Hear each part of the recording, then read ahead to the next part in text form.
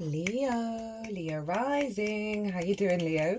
This is a little mini reading for the Capricorn solstice that's happening on the 21st of December 2024 here in the Northern Hemisphere. It is the winter solstice, and for me this is the new year of the year, right? This is when the sun stops in the sky and then is reborn, when the days start getting longer. So this is we're activating more of the yang energy of starting to build towards the spring equinox. For the Southern Hemisphere, this is the closing out the completion of the year. The sense of the sun is now diminishing, the nights are going to get longer, and this is where you're bringing all of this energy inward into a more yin experience. So the messages that come through in this reading you can apply to either or of these energies. So my name's Chloe. I work with card divination, astrology, and I channel multidimensional energies through my body, both in the form of physical and vocal light language, and all of this brings in healing, attunement, and activation codes to the messages that come through in this reading. We're going to be pulling cards for two different piles. The first pile is what is the download, because these are massive portals, guys. These link us into the cycles of the earth, and the more that we're linked into that, the more we're in union with this incarnation. So it's a massive portal, so we're going to figure out what is the download that you're getting and then how to work with it. We're also going to get two oracle cards as well. There is a two-part series that I've already done. Honestly, what came through in those two readings and how they work together kind of blew my tiny little mind. Some big transmissions came through in part one. I broke down the astrology in a lot more detail and also pulled collective tarot. In part two, I read all these oracle cards and just gorgeous energy across the board. So I do recommend, because this is an energy that we're working with over the next 6 months. The first 3 months is predominantly this energy, and then we get the boost of the Aries equinox. And for those 3 months, we'll have this energy, then the Aries equinox energy on top that leads us to the summer to the Cancer solstice, and so then we get a fresh new energy and a real shift, right, of half the year. So read for the rising sign. So for those of you who don't have Leo in the first house, look to the house that it does fall in, look to the themes of that house. You want to apply those themes along with all the other meaning you've got going on in the sign of Leo, say sun, moon, whatever it is, to the messages that come through, because it will be as if that Leo energy, wherever it falls in your natal chart, has now energetically moved to the first house. So the astrology for the rising sign will always still link in. You just got to add on your own natal chart meaning on top of it. As always, take what resonates and leave what doesn't. Now, before I begin, my lovely Leos, if you want a reading on the Mars retrograde, a personal reading on the Mars retrograde, there's an offer for 50% off, and obviously it's happening in your sign, Leo. So if you feel called for that, email me directly to take me up on that offer. I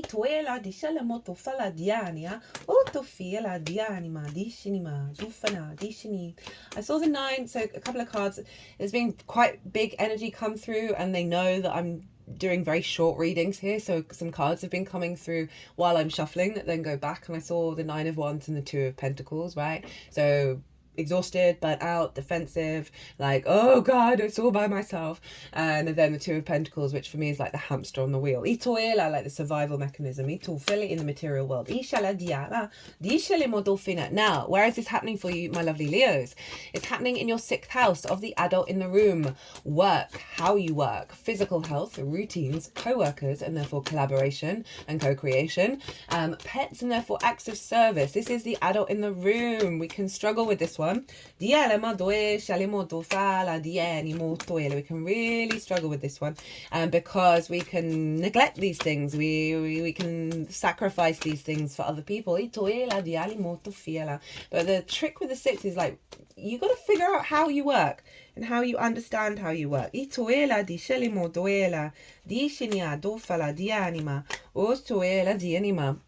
You got to understand it, because if you don't observe yourself and understand your mechanisms, how on earth are you going to work with other people, right? And it really, the more you figure out that sixth house, the more it applies to your relationships and brings in healthy relationships, whether that's a work basis or a romantic basis or whatever. But it is the house of work. It is the house of getting things done, right? And stepping up to the plate. And you got Capricorn there, and every year you get a boost from this portal of how you're then working, how you understand how you work. And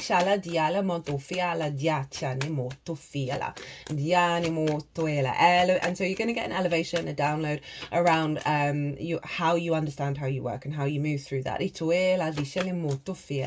Now we want to look to where Saturn is, because Saturn rules Capricorn, and Saturn will be influencing what's going on with Capricorn, and therefore this download.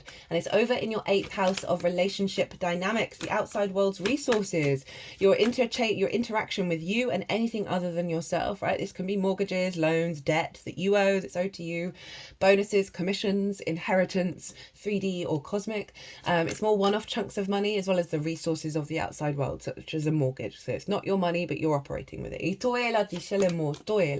And as I said, it's also relationship dynamics. It's the exchange between you and anything other than yourself: time, money, energy, intimacy, ideas, right? And so often we can have fear mindset, scarcity complexes here, right? Codependency or hyper independence.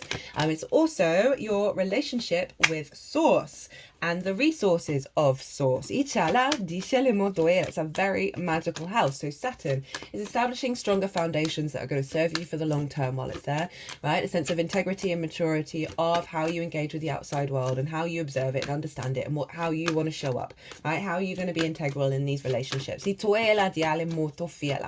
that integrity and that commitment to your legacy in terms of you're letting go of scarcity complexes, fear mindsets, all of that. With Saturn being there, it may have brought them to the surface, because that's what Saturn tends to do, because it breaks down those foundations that those distortions are based on of thinking that there is scarcity, and then they come to the surface, and while Saturn's like reorientating your foundations. So there's something here around Saturn really facilitating an upgrade around resources and your understanding of them, right? Rather than thinking that there's scarcity, that there is in fact abundance. Rather, where there is fear, there's releasing fear and coming back to a state of love and union and co-creation. Now this can be with source. You can be getting heightened downloads and heightened downloads from source that's really helping you understand how the power in which you build in this world. You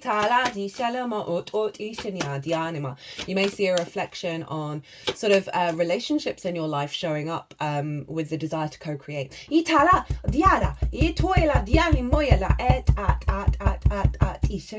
Now Saturn is opposite the moon in Virgo. They're both at 13 degrees. This is pretty powerful. This is so aligned with the North and South node that are moving into those signs next year. Again, I talk about this in part 1. The astrology for this is bonkers.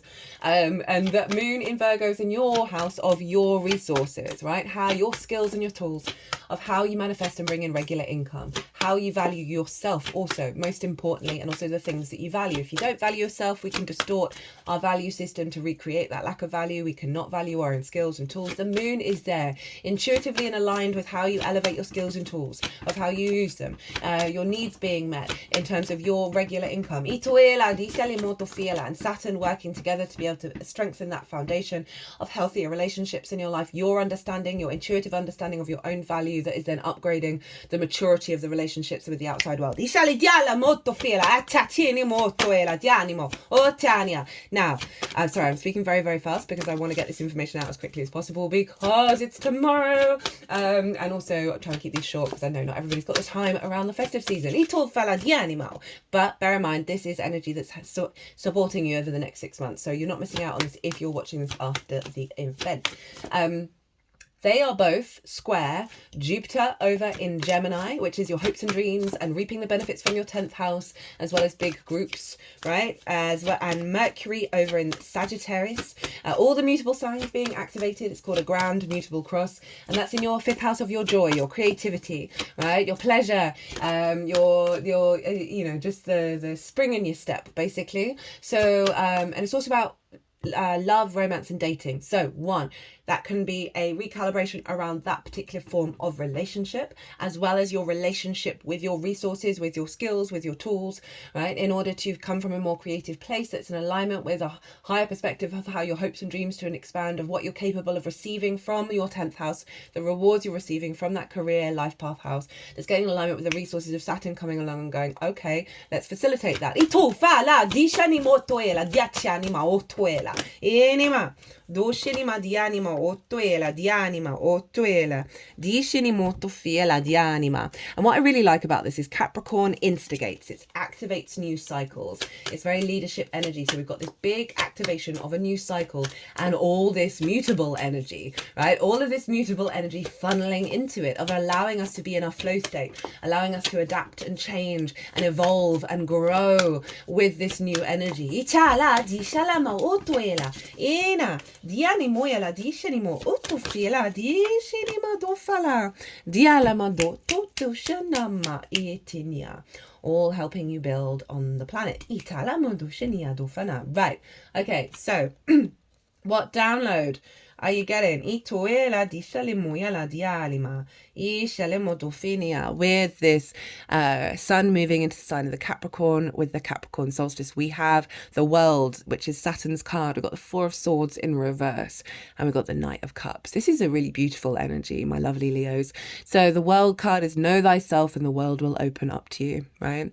Very beautiful for knowing thyself in the way that you work, with the influence of Saturn over in the outside world and your interaction with it, right? A real sense of confidence of your frequency, and a clutter being cleared, so you can then co-create with source, right? Because this figure is actually flying in the sky, connected to source. So there's this sense of, the more that you understand yourself, the more you're in alignment, the less you're in conflict, the less you're in a entanglement of energy. There's a lot of very freeing energy, a liberating energy.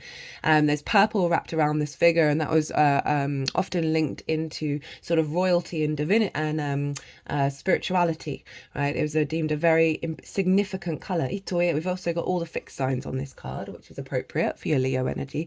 So there's a real sense of completion of that which has come before, and then an elevation and knowing of the self, and opening up of a frequency.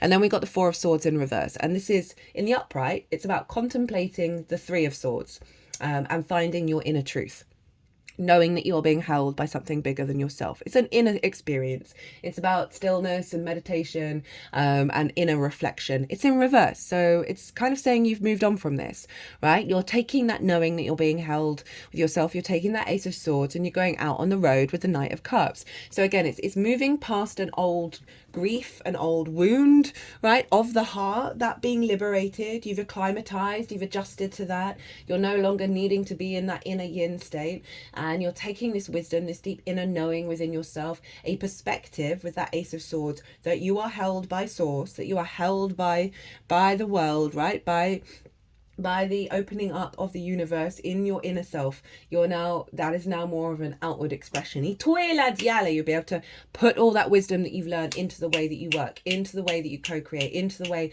that you collaborate, into the way that you take care of yourself, right? It's no longer that integration of the old patterns and working through them. This is a stepping into the Knight of Cups. This is pure flow. This is intuition. This is moving from a place of creativity, imagination, and love, right? This is a real sense of your actions and your deeds being in alignment with that source energy over in Pisces, with that co-creation with the resources and the understanding. There's also more movement here, so this can be about the actions and the implementation of this confidence within yourself into the way that you work. You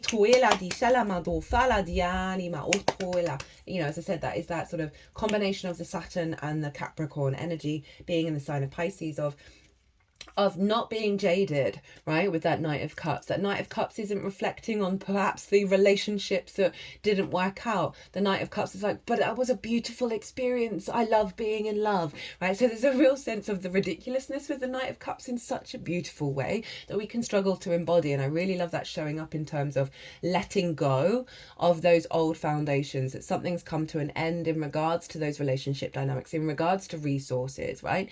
In that you may have impacted activated the way that you work, that you're now more in alignment, you're more in a flow state. This is the download that's coming in that you're then working with, and how are you going to work with it? Well, we have the Ace of Swords, right? It's interestingly, we got that Four of Swords, and I said you were taking that Ace of Swords out on the road. And here we go, I got the Knight of Swords. So my brain memory dumps when I see the cards. I then completely forget. And I saw the Knight of Swords, but I didn't see the Ace of Swords, I believe. So this is your acting on your own sovereignty, and again, embodying that. And, you know, the Knight of Swords, you see those clouds? They are very much the same clouds as the Five of Swords. No other tarot cards have them. And that is all about domination and subjugation, the bully in the mind, the victim mentality, someone taking that Three of Swords, of taking the resources and being left with nothing, right? The bully victim cycle, all of that. It's a very difficult card. And this Knight of Swords is running straight past that, running past the drama, running past the conflict, and is going and going with that Ace of Swords, which is your divine inspiration, your sovereignty of how you work and how you understand things, and going out and embodying it out in the world. So this is what they really want you to focus on. What is your truth that you have learned, and put that into practice. Look at those two knights. At the bottom of the deck, we have the High Priestess. Love this energy. So this is you knowing, right, that you are drawing towards you that which will bring you abundance and fertility. We have the blending of the physical and the unseen realms together. They are in balance. This is a deep knowing, it's not faith, it's a knowing that this universe has got your back. You've got your own back. Your higher self has got your own back. Whatever's going on, you've got to have trust and faith in it, right? And this is saying you have good reason to. And I love that with the Knight of Cups. I also love that with the Knight of Swords. So this is your perspective and your emotional body and how that's operating. And that knowing, okay, right? So say you want a healthier relationship with somebody. Say you need more resources for the next stage of your work, right? In order to elevate your hopes and dreams, to have more fun and more creativity. These cards are saying, go do you and let the universe do what it's going to do, right? That's going to, you got to get out of your own way. And you've got a lot of support here, right? This is getting out of your own way. This is allowing that space, that co-creation to come through and be in your flow state. And with these two knights, it is about the embodiment of you taking action that's in alignment with the truth of yourself. And then you're going to see things start to manifest. Otto fiela dianimo doffala madishania doela dianima ottoela dishinimo doffana. So first up we have from Rainbow Brainskull. 1 second. Dinimo doe shinimo doela dianima ottoela dianima ottoela dianimo tofala. We have, it's okay, you're not supposed to be doing anything right now. Doing isn't always the solution. In fact, you may even be doing too much. Sometimes the most productive thing you can do is nothing at all. This is this High Priestess energy. So I know that's very contradictory to these knights. Okay, but what I was channeling the message from that with the light language. That this isn't about the planning or thinking that these actions are going to lead to anything. This is simply you embodying yourself in the most natural way possible, that isn't in conflict with those expectations, right? With the assumptions of, if I do this, it's going to lead to this and this and this and this and this, right? Essentially getting out of the doing mind. Or the doing that is linked into the collective expectations.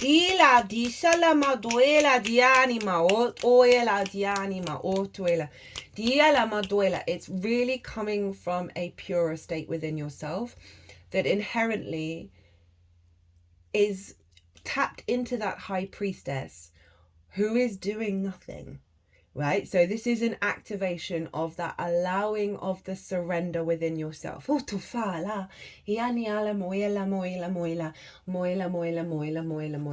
the work hard with the expectation that working hard and burning yourself out is going to lead to results.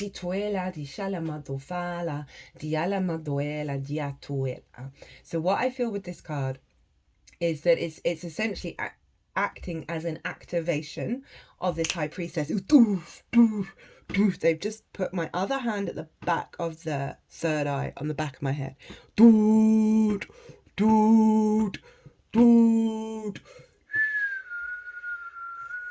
It's about trusting, knowing that the universe has got your back. That the universe has got your back. And that's really hard. That's really hard. Like, to really, really believe it. Itala! I feel like they've helped bring in an activation to help you connect to that in a stronger way. We then have Deep Diver, diving into a task. Embracing risk, diving into a task, new discoveries. It's easy to play in the shallows where the waters are clear and you can see all that glitters by your feet. Anyone can venture here. There is little risk, nothing to discover, no dark secret, nothing that you can't already perceive. The treasure has long been picked away, replaced by a gentle certainty. In the shallow river is safety and no surprises. Ah, but that's not who's calling you now. The deep diver invites you to take the plunge with him. You can't see the bottom, but you must swim into the dark depths to find the mystery that eludes you now.